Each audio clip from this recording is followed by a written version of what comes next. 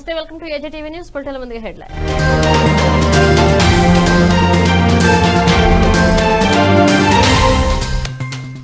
మూడు రాజధానుల బిల్లుపై శాసన మండలిలో బుగ్గన కీలక వ్యాఖ్యలు. శివరామకృష్ణన్ కమిటీ కూడా ఇదే విషయాన్ని చెప్పిందని స్పష్టం.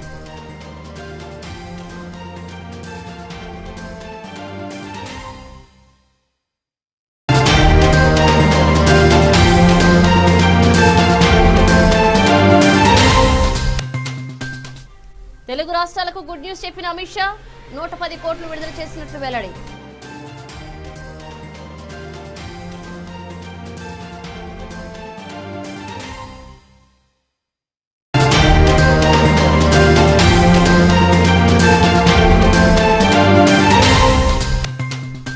చంద్రబాబుపై ముద్రగడ సంచలన వ్యాఖ్యలు.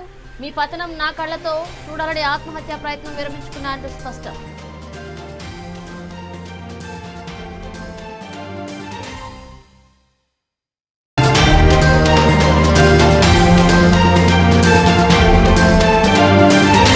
వికేంద్రీకరణ, సిఆర్డీఏ రద్దు చట్టాలను ఉపసంహరించుకుంటున్నట్లు నిన్న ప్రకటించిన ఏపీ సీఎం ప్రభుత్వం నేడు ఇందుకు సంబంధించిన బిల్లును శాసన మండలిలో ప్రవేశపెట్టింది. ఆర్థిక మంత్రి బుగ్గన రాజేంద్రనాథ్ కొద్దిసేపటి క్రితం 3 రాజధానుల ఉపసంహరణ బిల్లును శాసన మండలిలో ప్రవేశపెట్టారు. ఈ సందర్భంగా మంత్రి మాట్లాడుతూ వికేంద్రీకరణ అవసరాన్ని నొక్కి చెప్పారు. ఇప్పుడు కనుక ఈ విషయం తీసుకోకుంటే ఎప్పటికైనా వేర్పాటువాద ముప్పు తప్పదన్నారు. శివరామకృష్ణన్ కమిటీ కూడా ఇదే విషయాన్ని చెప్పిందని మంత్రి బుగ్గన స్పష్టం చేశారు. అధ్యక్ష, కృష్ణా నది, గోదావరి నది, డెల్టా ఒక 100 సంవత్సరాల పాటు బ్యారేజీలు తయారైన తర్వాత coastal Andhra by and large comfortable and ఆర్థికంగా కానీ, కల్చరల్ గా కానీ, సోషల్ గా కానీ అన్ని పారామీటర్స్ లో కూడా ahead of the rest of the area. అధ్యక్ష, కోస్టల్ ఆంధ్ర ఏదైతే అహెడ్ ఉందో వాటికి ఇంచుమించు దగ్గర తెలంగాణ ఉంది తప్ప తెలంగాణ ఏం పెద్ద వెనకబడలేదు. రాష్ట్ర పెట్టుబడి కూడా అన్ని సెక్టర్స్ లో తెలంగాణ మీద బాగా పెట్టింది. అయినా సపరేటిజం ఉందంటే సపరేటిజానికి కారణం హైదరాబాద్ ఏదైతే ఏరియా ఉందో ఈ హైదరాబాద్ ఏరియా ఓ మహానగరంగా ఇది వెలిసిన తర్వాత ఆ హైదరాబాద్ మహానగరం అయిన దాని వలన అందుకు మొత్తం ఈ సపరేటిజం స్టార్ట్ అయిందనేసి చెప్పారు. ఈరోజు మనం గమనించినట్లయితే అధ్యక్ష, హైదరాబాద్ ఇంచుమించు అధ్యక్ష ఆ 1960-70లో ప్రైవేట్ సెక్టర్ లేనప్పుడు మొత్తం కూడా దాదాపు పబ్లిక్ సెక్టర్ అధ్యక్ష, పబ్లిక్ ఎంటర్ప్రైజ్, ప్రభుత్వ రంగ సంస్థలు, ప్రభుత్వ రంగ ఇన్స్టిట్యూషన్సే ఇంజన్ల మాదిరి మరి రాష్ట్రాన్ని కానీ ఆర్థిక వ్యవస్థను కానీ అన్ని పారామీటర్స్ ను కూడా ముందుకు తీసుకొని పోవడం ప్రభుత్వ రంగ సంస్థలు అధ్యక్ష. ఉదాహరణకు ఐడిపిఎల్, బిడిఎల్, బిహెచ్ఎల్ ఇటువంటివన్నీ సంస్థలే రాష్ట్రాన్ని, దేశాన్ని ముందుకు తీసుకుపోవడం జరిగింది. సబ్సిక్వెంట్ గా లిబరలైజేషన్ తర్వాత 1980s తర్వాత 90s తర్వాతనే ప్రైవేట్ రంగ సంస్థలు రావడం జరిగింది. ప్రైవేట్ రంగ సంస్థలు కూడా the origin is public limited companies and public institutions. అధ్యక్ష, ఉదాహరణకు అధ్యక్ష మనకు బిహెచ్ఎల్ రావడం జరిగింది అధ్యక్ష, Bharat heavy electric limited, one of the biggest public sector undertakings, Navratna companies. అయితే బిహెచ్ఎల్ వచ్చినప్పుడు అధ్యక్ష మనం ఎక్కడ పెట్టుకున్నాము, మనం హైదరాబాద్ లో పెట్టుకున్నాం అధ్యక్ష. వేరే సేమ్ బిహెచ్ఎల్ ఉత్తరప్రదేశ్కి ఇస్తే వాళ్ళు ఎక్కడ పెట్టుకున్నారు అధ్యక్ష, కొండ ప్రాంతమైన హరిద్వార్లో పెట్టినారు అధ్యక్ష. ఎందుకు, ఆ ఉత్తరాంచల్ ఆ ప్రాంతంలో మామూలు ప్రైవేట్ సంస్థలు పోయి పెట్టాలంటే కూడా పెట్టలేరు. అక్కడ ప్రభుత్వ రంగ సంస్థ పెడితే దాని చుట్టూ డెవలప్మెంట్ వస్తుంది, అభివృద్ధి చెందుతాయని చెప్పి వాళ్ళు తీసుకుపోయి హరిద్వార్లో పెట్టడం జరిగింది అధ్యక్ష. తమిళనాడు కూడా బిహెచ్ఎల్ వచ్చింది అధ్యక్ష. తమిళనాడు ఎక్కడ పెట్టుకున్నారు అధ్యక్ష, వాళ్ళు చెన్నైలో పెట్టలేదు అధ్యక్ష, మదురైలో పెట్టలేదు, ట్రిచ్చిలో పెట్టినారు అధ్యక్ష. ఎందుకు, సదర్న్ తమిళనాడు సౌత్ లో కూడా రావాలి అని చెప్పి పెట్టడం అధ్యక్ష. ఆ తర్వాత సబ్సిక్వెంట్ గా డెవలప్మెంట్, ఉదాహరణకు తమిళనాడు ఒక కేస్ స్టడీ అధ్యక్ష, మళ్ళీ తర్వాతకు వస్తాను. డీసెంట్రలైజ్డ్ డెవలప్మెంట్ అనే దాని వికేంద్రీకరణ వలన ఎన్ని రకాల అడ్వాంటేజెస్ ఉంటాయని అధ్యక్ష. అదేవిధంగా అధ్యక్ష హిందుస్థాన్ ఏరోనాటిక్స్ లిమిటెడ్ హెచ్ఏఎల్ అధ్యక్ష ఆంధ్రప్రదేశ్కి ఇచ్చినప్పుడు వన్స్ అగైన్ మనం ఏం చేసినాం అధ్యక్ష, హైదరాబాద్ మనది, ఒక మహానగరంగా కావాలి, ఇది భారతదేశంలోనే ఒక పెద్ద నగరంగా కావాలని చెప్పి ఆంధ్ర రాష్ట్రంలో, ఉమ్మడి ఆంధ్ర రాష్ట్రంలో ఉండే ప్రతి మారుమూల గ్రామం నుంచి ప్రతి ఒక్కరు కూడా హైదరాబాద్ మనది అని చెప్పి ఏ విధంగా అనుకున్నారో అదే డెవలప్మెంట్ హైదరాబాద్ లో పోయి దానివల్ల రిజల్ట్ వచ్చేసి ఈరోజు 2014 అధ్యక్ష. అయితే హెచ్ఏఎల్ అధ్యక్ష మనకు హైదరాబాద్ లో పెట్టుకుంటే ఒరిస్సాకు వస్తే ఒరిస్సా వాళ్ళు ఎక్కడ పెట్టినారు అధ్యక్ష, భువనేశ్వర్లో పెట్టలేదు, పూరిలో పెట్టలేదు, కోరాపుట్లో పెట్టినారు అధ్యక్ష. ఎందుకు Koraput most backward area, Koraput, Bolangir, Kalahandi ఈ 3 అధ్యక్ష. అందుకనే దానికి కేబీకే ప్యాకేజ్ అని కూడా ఉంది అధ్యక్ష. Koraput, Bolangir, Kalahandi most backward area. ఒకనొకప్పుడు అధ్యక్ష దాదాపు 2-3 దశాబ్దాల ముందు విపరీతమైన ఆకలి చావులు ఉన్నాయి ఈ భారతదేశంలో అంటే ఇదే ఏరియా అధ్యక్ష. వాళ్ళు తీసుకుపోయి హిందుస్థాన్ ఏరోనాటిక్స్ అక్కడ పెట్టారు అధ్యక్ష. ఎందుకు? అక్కడ ఉన్న ట్రైబల్ ప్రాంతం అంతా. ఆరోగ్యశ్రీ నిరంతర ప్రక్రియ అని రాష్ట్ర వైద్యారోగ్య శాఖ మంత్రి ఆళ్ల నాని అన్నారు. కరోనా బ్లాక్ ఫంగస్ ఆరోగ్యశ్రీ పరిధిలోకి తీసుకొచ్చినట్లు మంత్రి తెలిపారు. ఆరోగ్యశ్రీలో మొత్తం 2446 వ్యాధులకు చికిత్స అందిస్తున్నామన్నారు. గతంలో కేవలం 1059 వ్యాధులకు మాత్రమే ఆరోగ్యశ్రీలో చికిత్స జరిగేది. వైఎస్ జగన్ సీఎం అయ్యాక 1387 వ్యాధులను అదనంగా చేర్చడం జరిగిందని మంత్రి తెలిపారు.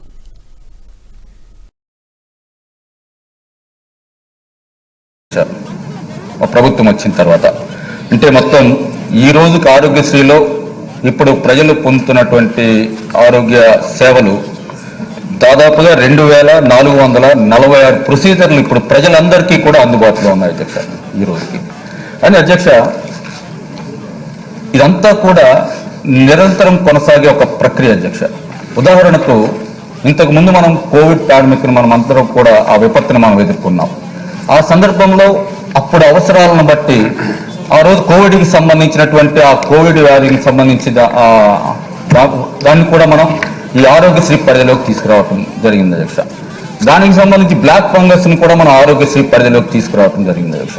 అంతకుముందు డెంగ్యూ, మలేరియా, జ్వరాలను సైతం మనం ఆరోగ్యశ్రీ పరిధిలోకి మనం తీసుకురావడం జరిగింది అధ్యక్ష. కాబట్టి ఇది నిరంతరం అప్పటి ఉన్నటువంటి అవసరాల దృష్ట్యా నిరంతరం జరిగేటువంటి ప్రక్రియ అధ్యక్ష. కాబట్టి ప్రస్తుతానికైతే ఇప్పటి వరకు అటువంటి ప్రతిపాదన అనేది ప్రభుత్వంలో లేదు అధ్యక్ష. ఇప్పటికే మనం 1059 ఉన్నటువంటి ఆ ప్రొసీజర్లు మనం 2446 వరకు మనం పెంచుకోగలిగాం అధ్యక్ష. ఈ ప్రశ్నకు సమాధానం అధ్యక్ష ఇప్పుడు చెప్పడం జరిగింది. సి ప్రశ్నకు మొత్తంగా 2014 నుండి ఈ రోజు వరకు ప్రభుత్వం చేసినటువంటి ఖర్చు ఆరోగ్యశ్రీ అవసరాల నిమిత్తం 8575 కోట్ల అధ్యక్ష. ఇందాక సభ్యులు అంతకుముందు మేము చెప్పినటువంటి ఆ ఇన్ఫర్మేషన్ ప్రకారం వారు చెప్పినటువంటి విధంగా 2014 నుండి 19 వరకు 4000 కోట్లకు పైగా మాత్రమే వారు ఖర్చు చేయగలిగితే మనం సుమారుగా ఈ 2.5 సంవత్సరాల్లోనే దాదాపుగా 3770 కోట్లకు పైగా మనం ఈ ఆరోగ్యశ్రీకి సంబంధించి మనం ఎక్స్పెండిచర్ చేయటం జరిగింది అధ్యక్ష.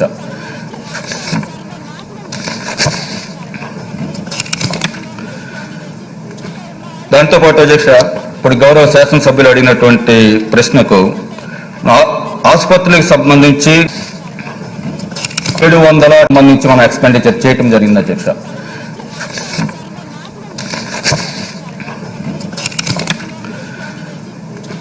దాంతోపాటు అధ్యక్ష ఇప్పుడు గౌరవ శాసనసభ్యులు అడిగినటువంటి ప్రశ్నకు ఆసుపత్రులకు సంబంధించి అడ్వాన్స్ పేమెంట్ సంబంధించి అడిగారు అధ్యక్ష.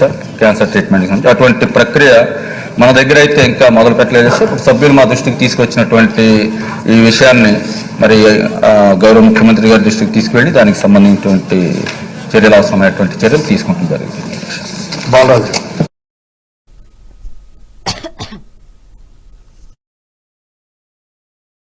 ఏపీ తెలంగాణలోనూ గిరిజన మ్యూజియాల ఏర్పాటు చేస్తామని కేంద్ర హోంశాఖ మంత్రి అమిత్ షా తెలిపారు.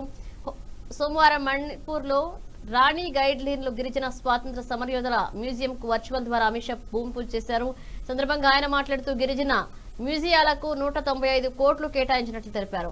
ఆంధ్రప్రదేశ్, తెలంగాణ, గుజరాత్, జార్ఖండ్, ఛత్తీస్గఢ్, కేరళ, మధ్యప్రదేశ్, మణిపూర్లకు 110 కోట్లు విడుదల చేసినట్లు వెల్లడించారు. और अति महत्वपूर्ण कार्यक्रम में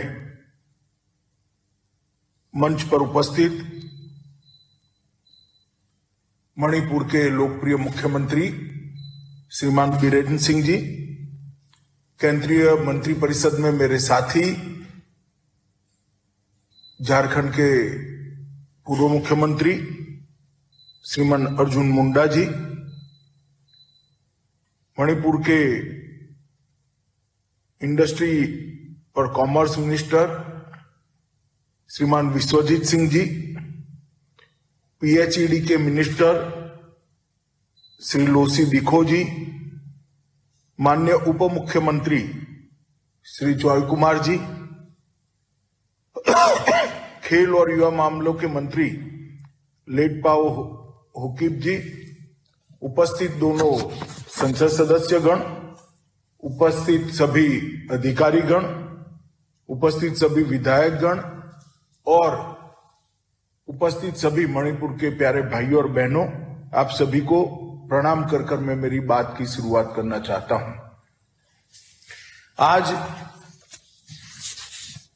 जिस म्यूजियम का भूमि पूजन उसमें उपस्थित रहने का मुझे मौका दिया है, इसलिए मैं सबसे पहले हमारे ट्राइबल अफेयर्स मिनिस्टर भाई अर्जुन मुंडा जी को बहुत बहुत धन्यवाद देना चाहता हूं, क्योंकि एक ऐसा पवित्र काम है जिस काम के माध्यम से 1-2 साल नहीं सैकड़ों सालों तक हमारे स्वतंत्र सेनानियों का जज्बा, हमारे स्वतंत्र सेनानियों की देशभक्ति और उनके कार्यों की सुगंध आने वाली पीढ़ियों तक पहुंचने वाली है।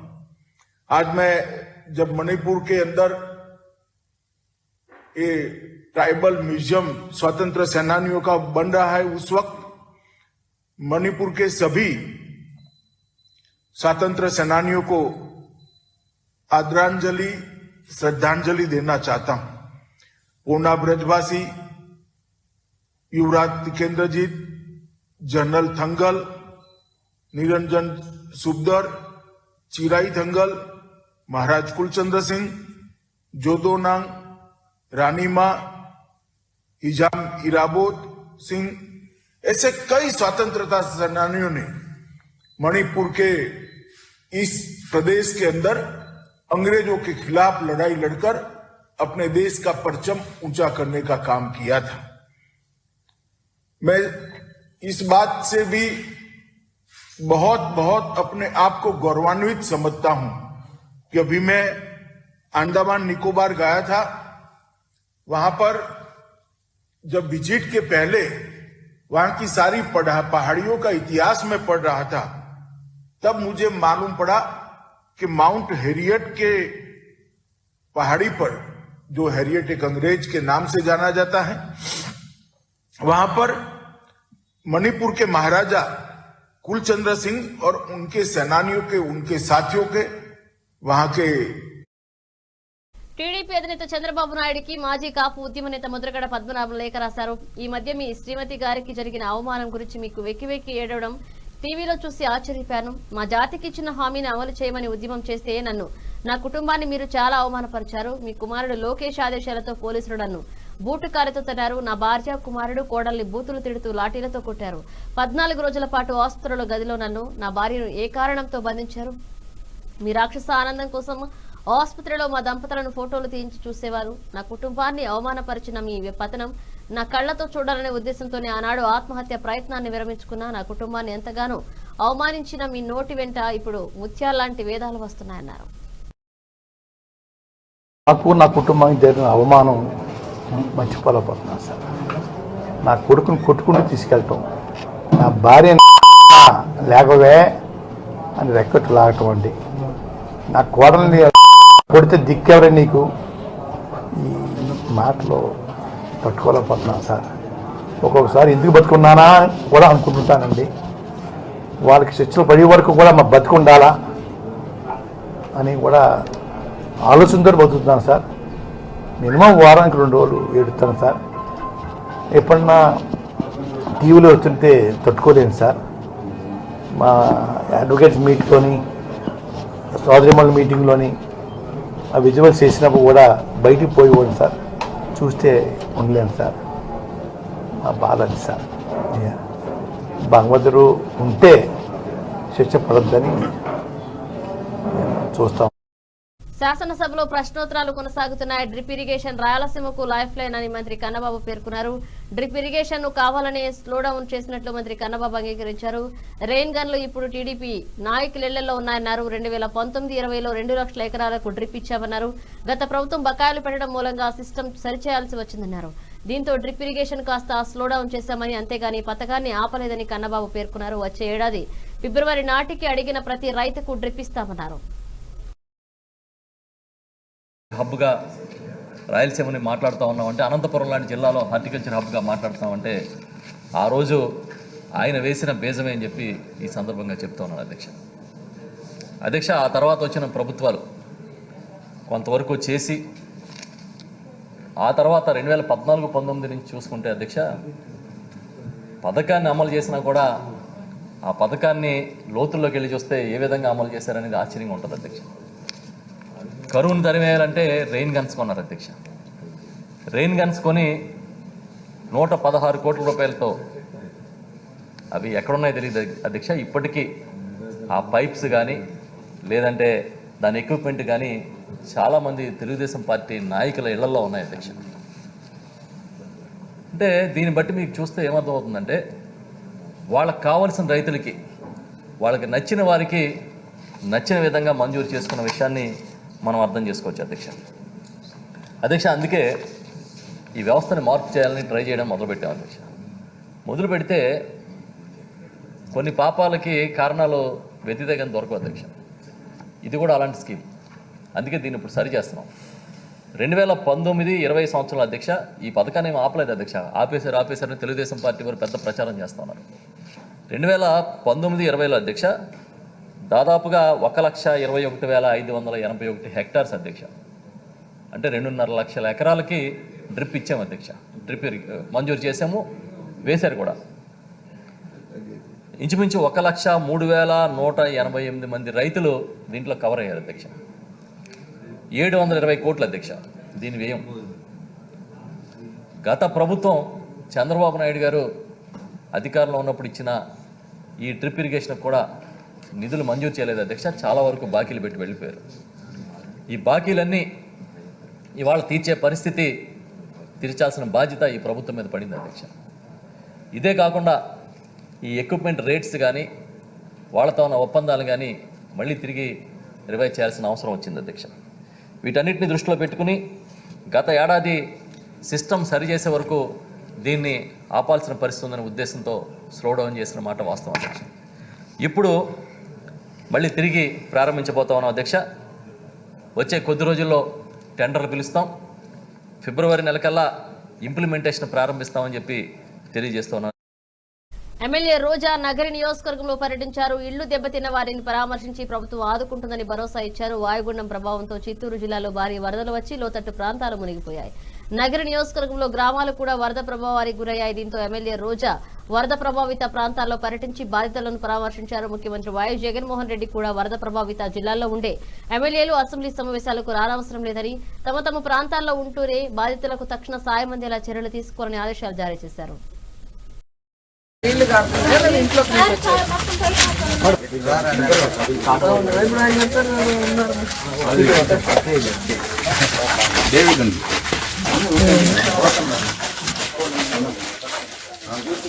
అంత స్లాబ్ చాలా సన్నగా ఉన్నట్టుంది కదా. మీనా ఇల్లు ఎవరెవరు ఉంటారు ఇంట్లో? ఏం చేసుకుంటారు మీ కొడుకు కూతురు? ఏం చెప్తున్నారు? కొడుకు చారు, కూతురు వచ్చేది. Okay okay. మళ్ళీ వీటికైనా రిపేర్ చేస్తేనే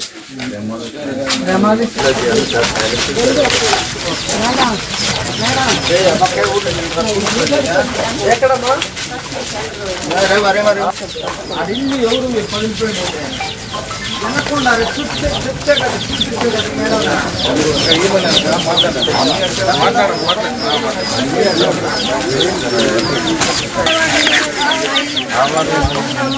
ఇది కూడా దూరంగా అది అప్పుడు పిల్లర్స్ లేదు మట్టి 25,000 మేడం అప్పుడు ఇచ్చింది. హౌసెస్ మొత్తం అన్ని కూడా పైన పెట్టారా? మళ్ళీ మనం రిపేర్ చేయడానికి లేదు అంటున్నారు. డ్యామాలిష్ చేసి కొత్తగా సార్ నాతో మాట్లాడి చేస్తా అన్నారు అంటున్నారు.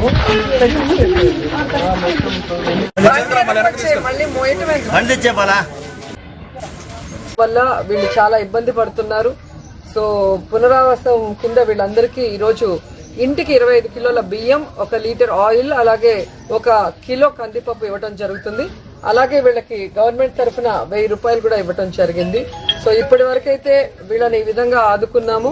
ఖచ్చితంగా భవిష్యత్తులో వీళ్ళకి ఇబ్బంది లేకుండా ఆ ఇళ్ళన్నీ కూడా మరి వాటర్ రాకుండా మరి చూసుకునే పరిస్థితికి మేమందరం కూడా అఫీషియల్స్తో మాట్లాడి ఎలా చేయగలమో అది ఖచ్చితంగా చేసి మళ్ళీ ఇలాంటి సిచ్యువేషన్ కూడా రాకుండా చూసుకుంటాం. ఎందుకంటే గతంలో ఉన్న ప్రభుత్వాలు సక్రమంగా కనుక వాళ్ళు ఇల్లు ఇచ్చినప్పుడు డౌన్లో ఇవ్వకుండా హైట్లో ఇచ్చినా, లేదా ఈ కాలువ పొరంబోకులు అన్నీ కూడా ఆక్యుపై చేసి హౌసింగ్స్ ఇవ్వటం వల్ల వాటర్ ఎటుపోవాలో తెలియక ఈరోజు అన్ని విలేజెస్ లో మనం చూస్తున్నాం, అన్ని మండలాల్లో కూడా ఎన్నో ఇబ్బందులు పాలవుతున్నాం. సో ఇప్పటికైనా ఎంఆర్ఓలు స్ట్రిక్ట్ గా ఒక నిర్ణయం తీసుకొని ఎక్కడైతే వాటర్ ఫ్లో ఉంటుందో అక్కడ ఎంక్రోచ్మెంట్ ఉంటే నోటీసులు ఇచ్చి వాటిని క్లియర్ చేయించి ఆ వాటర్ ఫ్లోని కరెక్ట్ చేయాలని కూడా కోరుకుంటున్నాను. ఆత్మకూరు నియోజకవర్గ ఇన్ఛార్జ్ నలిశెట్టి శ్రీధర్ స్థానిక జన సైనికులతో కలిసి సోమశిల జలాశయం సందర్శించడం జరిగింది. ఈ సందర్భంగా మాట్లాడుతూ ప్రస్తుతం ప్రభుత్వం పరిపాలన అంటే ప్రజల భవిష్యత్తును తాకట్టు పెట్టి లక్షల కోట్ల రూపాయలు అప్పు చేసి నవరత్నాల పేరుతో వారికి పంచి తమ ఓటు బ్యాంకును సుస్థిరం చేసుకోవడం అనుకుంటుంది. ఈ క్రమంలో ప్రజలు ఆధునిక దేవాలయాలైన నీటిపారుదల జలాశయాల భద్రతను గాలికి వదిలేసింది. ఫలితంగా గత సంవత్సరం పులిచింతల ప్రాజెక్టు గేటు కొట్టుకుని పోయి అపార నష్టం వాటిల్లింది. ఇప్పటికైనా ప్రభుత్వం దెబ్బతిన్న ప్రతి ఇంటికి 10,000 కిలోల రూపాయల ఆర్థిక సాయం చేయాలని, పంట నష్టాన్ని అంచనా వేసి రైతులకు నష్టపరిహారం ఇవ్వాలని జనసేన పార్టీ ఈ సందర్భంగా డిమాండ్ చేస్తుంది. ఇప్పుడు మనం ఆత్మకూరు నియోజకవర్గం అనంతసాగరం మండలంలో సోమశిల జలాశయం దగ్గర ఉన్నాం. అసలు ఈ ప్రభుత్వానికి పాలన అంటే ప్రజల భవిష్యత్తును తాకట్టు పెట్టి లక్షల కోట్ల రూపాయలు అప్పు చేసి నవరత్నాల పేరుతో ప్రజలకు పంచి వాళ్ళ ఓటు బ్యాంకు సుస్థిరం చేసుకోవడమే. ఈ క్రమంలో ప్రజల పాలిట ఆధునిక దేవాలయాలైన ఈ నీటిపారుదల ప్రాజెక్టులన్నింటినీ నిర్లక్ష్యం చేస్తూ ఉంది. ఫలితంగా గత సంవత్సరం పులిచింతల గేట్లు కొట్టుకోపోయి ఆస్తి నష్టం అపారంగా జరిగింది. ఈ సంవత్సరం కడప జిల్లా పింఛా ప్రాజెక్టు, అన్నమయ్య ప్రాజెక్టు కొట్టుకోపోయాయి. అపారమైన ఆస్తి నష్టం, ప్రాణ నష్టం జరిగింది. గత సంవత్సరం వచ్చిన వరదలకి ఈ సోమశిల ఆనకట్ట ముందు భాగం మొత్తం 20-30 అడుగులు గోతులు ఏర్పడ్డాయి. జనసేన పార్టీ చాలా కార్యక్రమాలు చేసింది, ప్రభుత్వం దృష్టి తీసుకొచ్చింది. అయినా ప్రభుత్వంలో చలనం లేదు. ఈ సంవత్సరం మళ్ళీ 5,30,000 క్యూసెక్కులు నీటిని వదిలారు. ఇక్కడి నుంచి ఈ సోమశిల జలాశయం స్టార్టింగ్ నుంచి నెల్లూరు వరకు విపరీతమైన ఆస్తి జరిగింది. పంట పొలాలు మొత్తం కొట్టుకోపోయాయి, ఇళ్లలోకి నీళ్లు చేరాయి, ప్రజలు నిరాశ్రయులయ్యారు. ఇప్పటికైనా ప్రజలు కోరుకునేది ఒకటే ప్రభుత్వాన్ని, అయ్యా ఈ సంక్షేమ కార్యక్రమాల పేరుతో మీరు మాకు డబ్బులు ఇవ్వడం కాదు, మన ప్రాణాలను కాపాడాల్సిన బాధ్యత కూడా ప్రభుత్వం మీద ఉంది. నీటి ప్రాజెక్టుల భద్రత విషయంలో మీరు దృష్టి పెట్టాలని చెప్పి ప్రజలు కోరుకుంటున్నారు. అదే విషయాన్ని